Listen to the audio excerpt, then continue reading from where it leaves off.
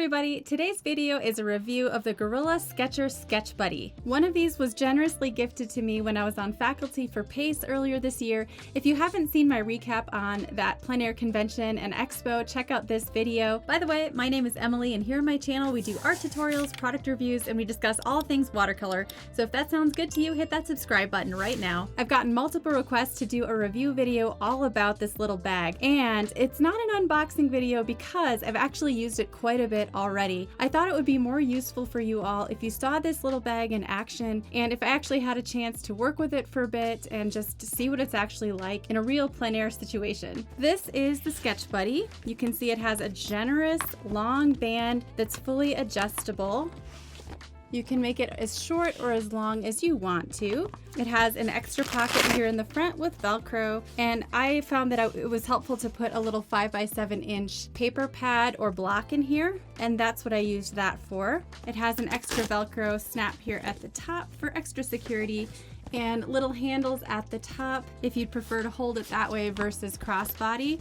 I don't know about you guys, but I'm a huge fan of crossbody bags. Any opportunity to have your hands free is the best in my opinion. The outside dimensions of this little bag are 11.5 by 8.5 by 2.25. So it's not a huge bag. It's a great size if you're looking for something minimal to take with you when you're traveling. If you need to fly with your supplies, it fits very comfortably in a backpack or carry-on. Currently, you can purchase this on a couple of different websites. There's Judson Art Supply and Artist Supply Company. And when I was researching the price of this, it looks like it's about $41 right now. So pretty good price for a wonderfully well-made product that you should be able to get many years out of. So let's open it up and I'll show you guys the inside. A nice sturdy zipper holds it together. And I'll show you what I put inside of mine. So here is the artboard. And it's helpful to have some clips to bring with you. I had at least 3 or 4 clips on hand just in case I needed them. But there's also a little pocket here for your brushes, your pencils, your pens. And I just throw my little spray bottle and kind of tuck it in at the side here, and it fits just fine. And right here is a little tab, and that's where I put my pencil, although you could just stick it in here as well. I just find that mechanical pencils don't want to go in those slats as easily. So here's another one of my clips. This one has a magnet on it. And then we have this generous little nylon or mesh baggie that holds my paints, and an extra zipper here. I found that I really couldn't put anything in there, otherwise it got too fat and I couldn't even zip the whole thing up. So when you are working with this, you have to keep that in mind. Your supplies need to be slender and minimal. So it is a great little baggie, especially for sketching, I would say. But I did bring my paints with me and it worked fine for that too. This was the paint set that I used. This is one that I got from AliExpress. I have another video about this as well. And it's just a nice little magnetic palette that you can customize the paints inside of it. You do need a binder to hold it together, something like this that's thick enough to attach it. Whoa! And then also inside of this little pocket, I have my little tiny water canister that has a clip, extra clip, you never can have too many of these, and some tape. So that's what's in there. And then I have my Strathmore Ready Cut 5x7 inch sheets of watercolor paper, or you could just use a 5x7 inch block or pad, and that, like I said, fits really nicely inside of this pocket. The nice thing about having separate sheets like this is that they're easy to just grab one and clip it to your artboard. So I'll show you the setup that I used most often when I was working. I had it in my lap and I would turn it like this with my paper clipped to the artboard on the top and on the side, so it's nice and secure. And you could also use washi tape. That would work just as well.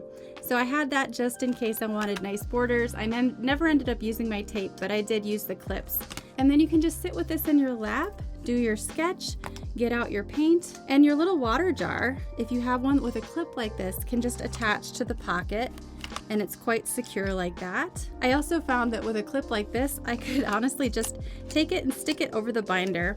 That way, if I ended up tipping my board, You can see it stays put. It's not going to fall out of my lap. So there it is. That's the easy setup with the Guerrilla Sketcher. I really liked it. I went on a recent trip to North Carolina, and I'm going to show you how I use this little sketch buddy in some actual paintings on site. I had a full day at the Biltmore, America's largest home built by George Vanderbilt. When you visit the house, there is a bag size limit, and the Sketch Buddy easily meets the requirements for what's allowed inside the house and shops. Although sketching is not permitted inside the house, there's so much to see and do, and having minimal things to carry is ideal. The Sketch Buddy only weighs 1.4 pounds, so it's wonderfully light and comfortable to carry. I did a quick sketch and painting of this lovely wisteria tree wrapped around a colonnade. I sat on some stairs near the walkway with the Sketch Buddy resting in my lap. It was sprinkling off and on, so I had to hold an umbrella while I worked, which was a little bit tricky. The watercolor journal I used here was the Clairefontaine journal. It's a lovely cotton cold press paper made in England. My second painting using the Sketch Buddy was a very quick study of this beautiful building near the Biltmore Rose Gardens. For this one, I used a sheet of Strathmore 500 series 5x7-inch cotton cold press paper.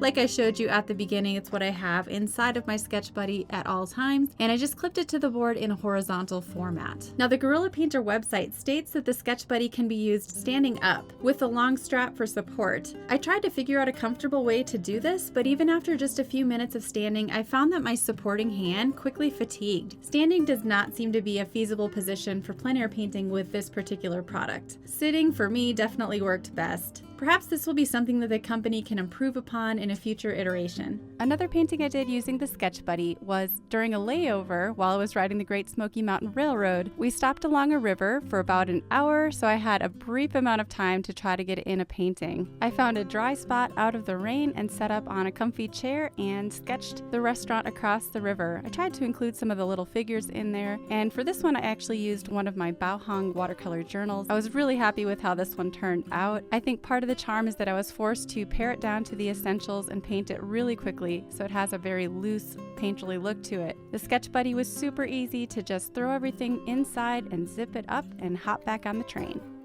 The very last painting I did with my Sketch Buddy during this particular trip was of the Tom Branch waterfall on the southern border of Great Smoky Mountains National Park. There were several wooden benches set up along the river, offering a perfect view of the waterfall. Once again, I had to hold an umbrella while I painted, but the Sketch Buddy resting in my lap was very comfortable to hold. You can see because this painting was vertical, I had the paint set clipped to the pocket right there on the right, and my water canister also clipped securely.